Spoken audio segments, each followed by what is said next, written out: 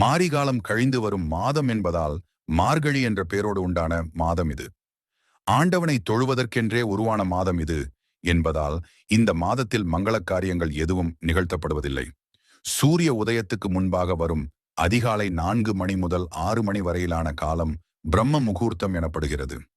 இந்த நேரத்தில் வீசும் காற்று உடலுக்கு பல நன்மைகளை செய்யக்கூடியது என்பதாலே அந்த வேளையில் எழுந்து கோலமிட்டு நீராடி கோயிலுக்கு சென்று வழிபடுவதை வழக்கமாக வைத்திருந்தனர்.